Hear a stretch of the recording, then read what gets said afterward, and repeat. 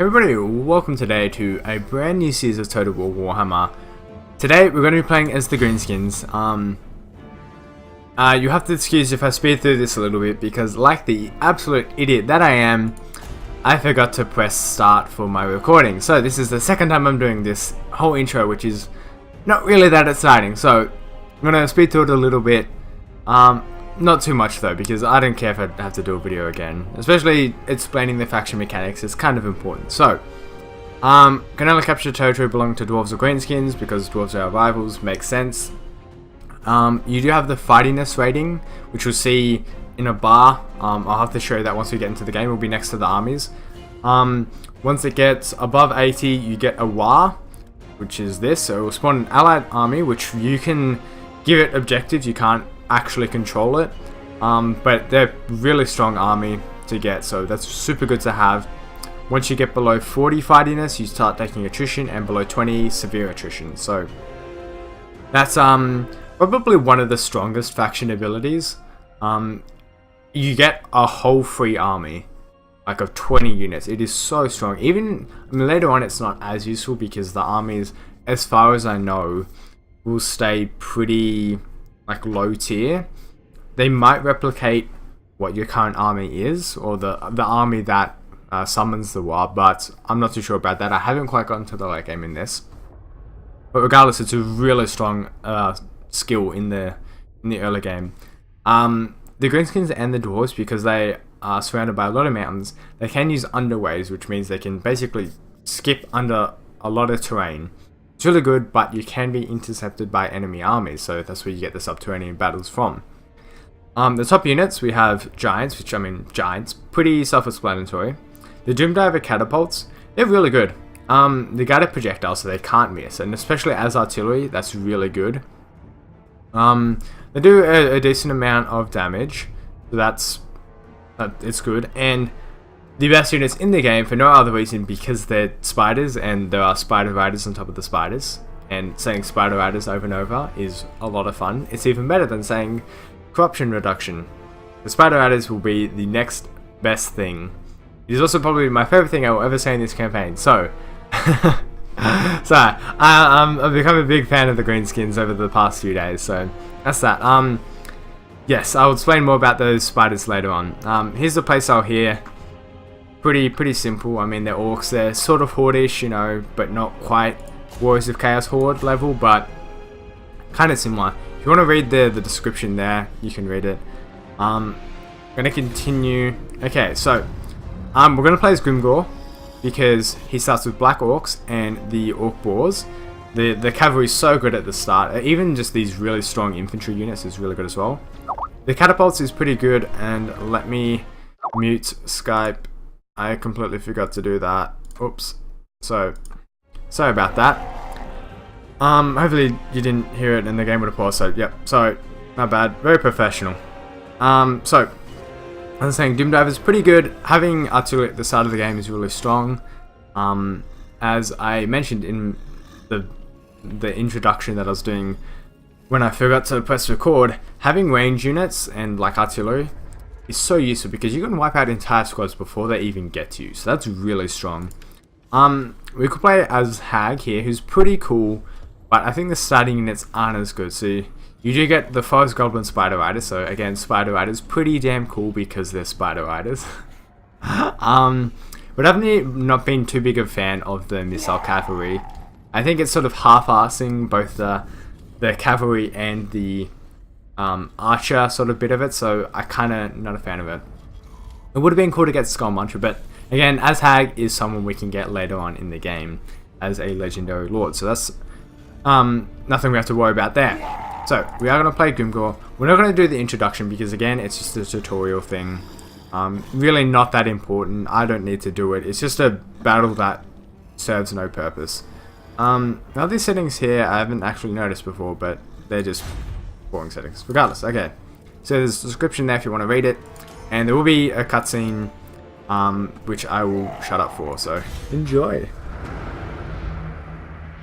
Mind you, just quickly, this cutscene sort of sets up how the Greenskins are. I'll explain that a bit better after this ends. War comes. I can smell it.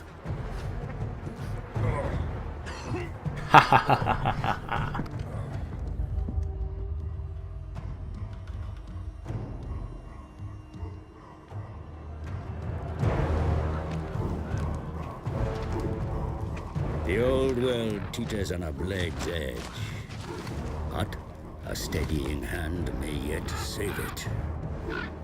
Is that my role? Alas, nothing as grand. I am merely a humble advisor to Grimgor Ironhide, the most brutal of black orcs. Even that bestial intellect recognized a use in me.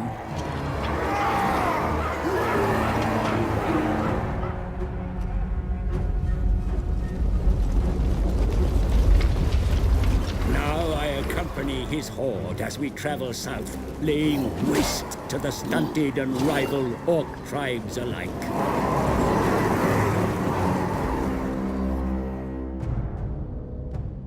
Deep in the Badlands, Gorfang Rotgut, master of Black Crag, challenges his superiority.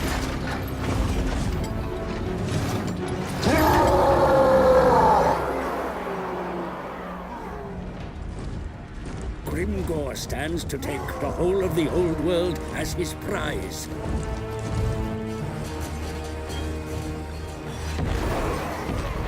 But first, he must vanquish Rotgut and take Black Crag as his new capital.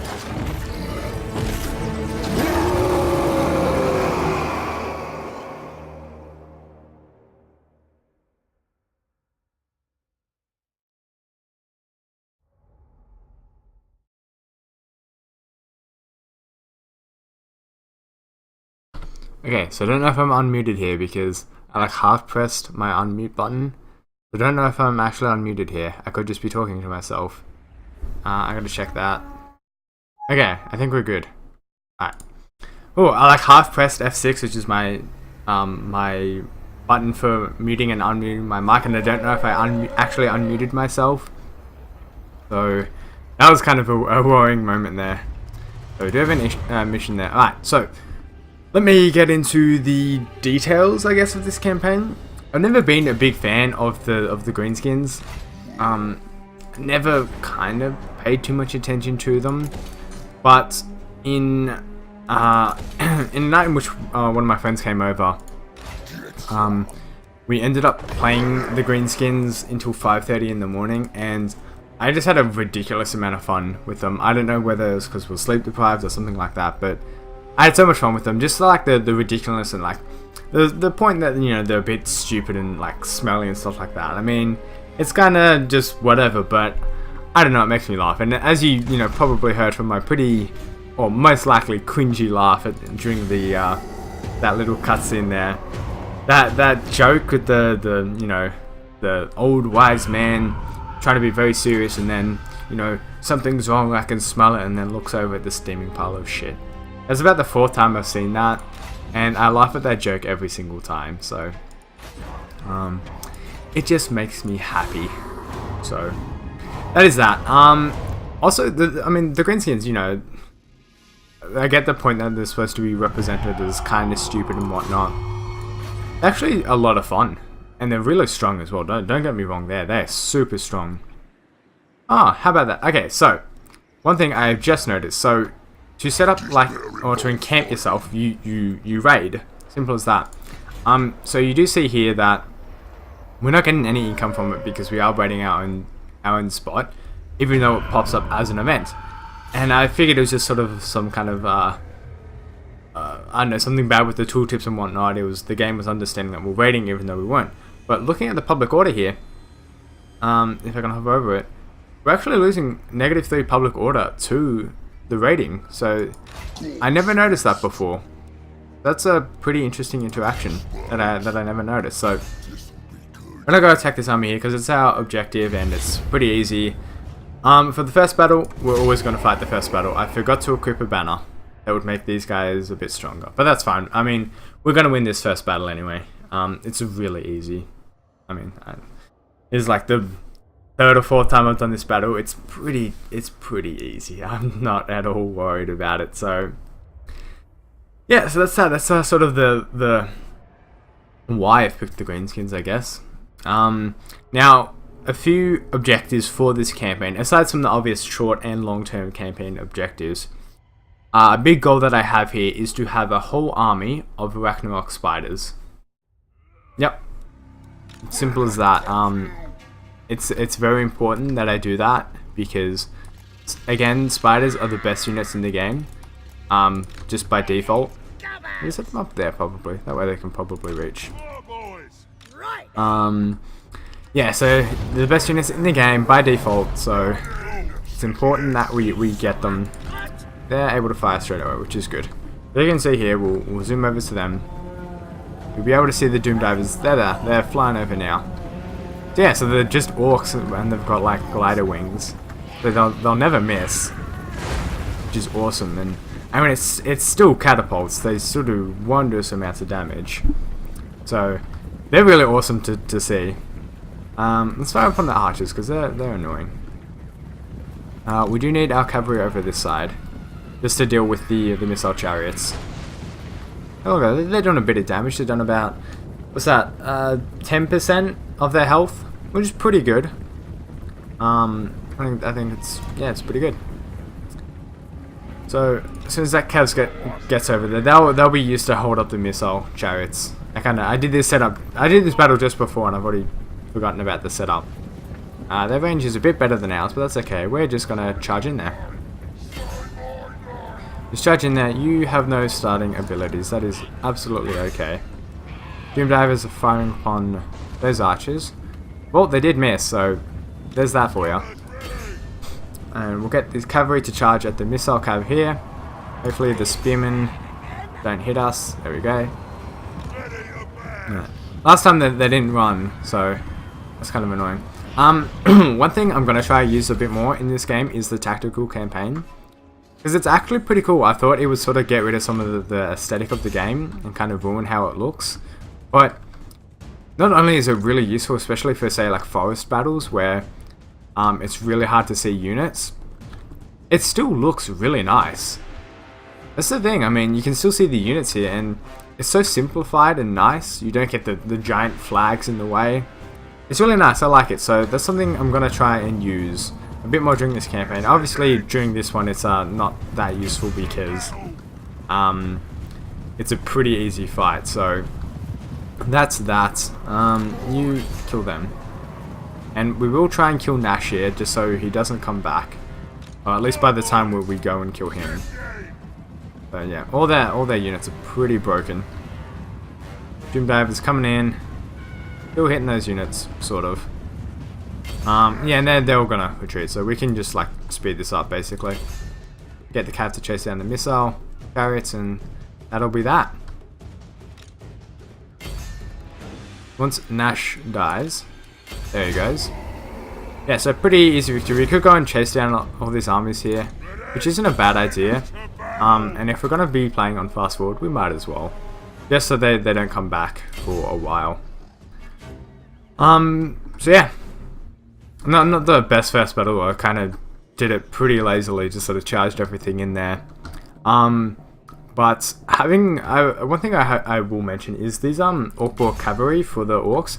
I actually reckon they're the second best cavalry in the game, aside from the Demigryph Knights and whatnot for the Empire, which naturally, of course, we didn't use as part of the Empire. But I think they're really strong, especially in the early game here. Having it as a starting unit is so strong because most of the time, especially against all these orcs, you're gonna have just a bunch of infantry. So having the cavalry just to like basically wreak havoc on all their backline is so strong. So that's one thing that's really good. I will equip that banner before I forget. And a bit of loot. So the options for the orcs, you can ransom them as per usual, but you do lose fightiness for that, so not too good. You can slaughter them, or the best option, you can eat them. And we're gonna eat them. Like, we gotta eat them. It's so good. So Grimgor has leveled up. Now, how do we want to level up Grimgor Ironhide here, our faction leader. Well, as I did in my last recording, which of course you guys didn't or won't ever see, I suppose. We're going to make him to do the most damage possible. As a legendary lord, he starts out with a lot of damage as is, but right, and you got to stick with me here. So we can get Blade Master, +5 melee attack. I mean, it's good, it's useful, but you know, nothing amazing. You can keep leveling him up with Deadly Blade, but then from there, alright, so I mean, already from that and like foe sequence stuff, he's going to be doing a good bit of damage as he already is. But then you get choppers, which I think once you fully level up, you get 20% bonus weapon strength. So, I mean, just getting 6% here already gives us 27 on top of the 450 is so good. And so you level that up a bunch, and then you get Wound Maker, which again probably gets us another 20%. So that's 40% extra weapon strength. Alright, Waaagh is really good as well, bunch more melee attack, and then finally to finish it off, you get Hatred. You're going to have what I hope to be plus 65% weapon strength. It's going to be so good. He's going to do so much damage, and especially against the dwarves, it's going to be really important that we like beat them down as much as possible, because they are going to be a bit of a nuisance to take down. In one-on-one combat, we don't beat the orcs, so it's going to be really important to get cavalry, archers, and artillery. That'll be really important for us to get. You gonna fight us? Yes, he is. Okay, well, we're gonna have to fight this. They've got Gorfang, the Lord of Droners. Nash is still back. This arm is pretty beat up, so I'm not too worried about it. It's just these guys. Who even still, I think if we can get the missile chariots out of the way, then we can take down the rest of this army pretty easily. Grimgor's gonna have to do a lot of hard work here. So, the armies are about even. They've got a... Oh, they're even here actually, but their units are all well repaired and whatnot. But we do have Black Orcs, so I'm feeling confident about it. We can win. You'll see. Their reinforcements are coming over here, so we're gonna just go kill that army super quickly. Just because it's only 100, it's important to get rid of them early. Just because I mean, you want to take them out early on. So start the battle. Charge down here. All the men are going to be moving forward. Artillery will just fire up on the archers there. Cavalry charge at the missile chariots. And the rest of our dudes just charge at the infantry. So take them out, and then we will set up attack against these guys. And with the Doomdiver catapults, I think we'll do pretty well. This artillery is firing on like our units. You can take friendly fire, so I don't want to do that. It's important that the cavalry stays strong. It's going to be a really important unit for us during these battles, so even you take off fire at will as well, because you're not going to be too useful here. You can sort of sit over here and shoot at them, because they're going to be running away. So, charge them in there. Get all these guys to hit up Nash here. There we go. Pretty easy to take out these guys here. We'll get them all just to fully retreat. We'll get these guys to stop firing because our cavalry is charging at them. Then we want to get our artillery here. We want to set them up for that army that's going to be inevitably coming over towards us, because if they're all happy to attack us, then they're going to be pretty happy to charge at us in the actual battle. So Nash is about to fall. There we go. All their armies here seem to be pretty much gone. If the banner's gone, I don't know if we can still attack their units. It doesn't look like it, so I guess they'll just be running around for a little bit. Okay, so where are you setting up to? You're going there. So we'll set up our infantry just in front of it, and our archers just behind the infantry, as per usual. And the cavalry will set up there. So that's that taken out. I'm going to set these guys up like there. And they're almost there. We will put it on double speed just for a little bit. We're going to need our cavalry over here to deal with their missile chariots, because that's the best use for the cavalry at the moment. Be good if they actually ran. We're going to be a bit tired. Yeah, these guys are winded, which isn't ideal. If we just go normal speed here. Doomdivers, they should be firing upon these units. Right, we turned the fire wheel. That was the problem there, so. But if these guys kept running. It's really bad that they had fire wheel off, because they needed to be firing on them a lot earlier. Now that they aren't, it's not going to be as good, because it's important to get a lot of damage in as early as possible. But now that we can't do that, it's again a lot less useful. So we'll basically wait for them to charge at us. As you can see, we already like broke one of their squads before they even got close to us. That is so strong. These guys are all gonna get in there. Black Orcs going. I think the best use for this cavalry is gonna be hitting up all the backline here, because these missile chariots, sure, they'll be annoying, but they're not going to be enough to really scare me off. So getting a flank charge into these guys here will be really good. You can see, almost entirely broke the squad. That's really good. It's important to just keep moving out and then charging back in. That's what you do with cavalry. Keeping them in the close combat for too long is not going to work for you. You will eventually start to lose out there. So we're charging towards their leader here. Pick these last few squads. Trap in Gorfang. That'll be the goal there. And yeah, so our artillery's doing a good job of hitting up the missile chariots, basically taking them out for us. And all these units here, they're all pretty broken. So that's all we needed to do for that. Pretty good. Their lord is still sticking around a little bit, but all their units are broken here. So I mean, that's how strong the cavalry is. It's so useful to have. And excuse me while I need to okay, no. Hang in there. Okay. I need to sneeze. Okay, we're good. I got it out. I had my finger sitting there on F6 to mute my mic whenever I was ready. These guys, they get Gorfang and just basically swarm him at this point. These guys, yeah, they'll chase down the archers here. Get rid of them. Artillery is still firing on the missile chariots, which is awesome. Our cavalry will be able to take out these goblin archers pretty darn easily. Cav against archers is always going to be pretty strong. Get our archers to fire at them. Yeah, artillery is still firing at them, even though they're so far away. Yep, and there they go, they're all broken. So let's get our cavalry here to just clean up what we can. We've got to make sure we kill Gorfang here. That's the most important job for us. This artillery, just go and hit those units. You're not getting anywhere as archers, so we'll speed it up a bunch. Gorfang, yeah, we'll be able to take him out. Let's clean up as much of these guys as possible before they run away. And there we go, enemy lord is dead. That's all we wanted to do. There we go, decisive victory. So cavalry in there was like crucial. You saw killed 114 guys. That's so many, and it's so good because it basically just started breaking all their units, and once one of them broke, then that was it. The rest of them were done for. So we might just be able to kill them all. Now I know if you're playing as Waaagh, because that was who I was playing as before, you have to slaughter 10 captives to unlock Grimgor, but to unlock Waaagh, I'm not actually sure what we have to do. I'll have to go look at that, but for now, we're going to keep eating them, because why not? It's hilarious. I want to eat all the other orcs. That's how you assert dominance.